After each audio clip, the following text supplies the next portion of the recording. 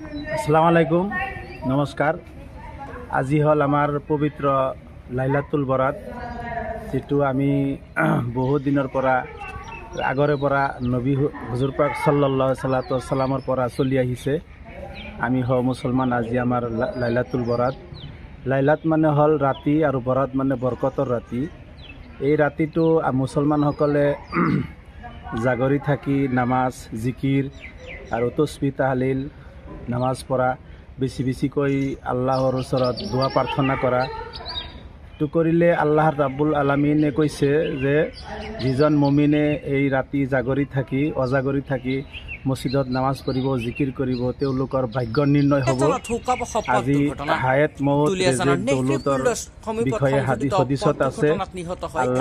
আল্লাহ ৰাব্বুল আলামিন তেখেতৰ নবী হুজুৰ হযৰত মুহাম্মদ মুস্তাফা সাল্লাল্লাহু আলাইহি ওয়াসাল্লামে কৈছে, যিসকল মানুহে আজি ৰাতি নামাজ বেছি বেছিকৈ পঢ়িব, তেওঁলোকৰ ভাগ্য নিৰ্ণয় কৰি দিব, হায়াতৰ পৰা বৃদ্ধি দিব, হায়াত বৃদ্ধি কৰি দিব আৰু ৰুজি ৰোজগাৰ দৌলত আল্লাহ তাআলা ভাগ্য নিৰ্ণয় হ'ব।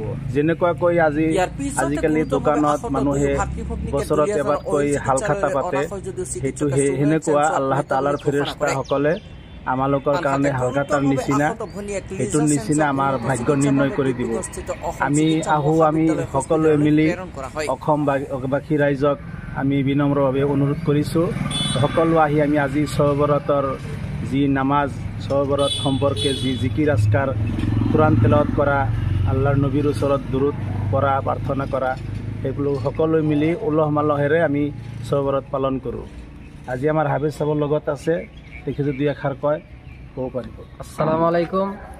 মই সকলো মুছলমানক কৈছোঁ যে আজি পবিত্ৰ লাইলাতুল বৰাত সকলোৱে যাতে মছজিদত যাই কিনে নমাজটো পঢ়ে। চাওক, আমি এই দুনিয়াত থকাৰ কাৰণে অহা নাই, একদিন হ'লে আমি গুচি যাম।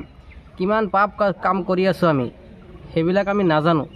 গতিকে আমি আজি শবে বৰাত মছজিদত যাই কিনে আল্লাহৰ তাত ক্ষমা খুজিম, যাতে আল্লাহ তাআলা আমাৰ সকলোকে ক্ষমা কৰি দিয়ে আৰু আমাৰ ভাগ্যবিলাক নিৰ্ণয় কৰি দিয়ে। সকলোৱে দোৱা কৰিব। ওয়া আখিৰু দাৱানা আলহামদুলিল্লাহি ৰাব্বিল আলামিন।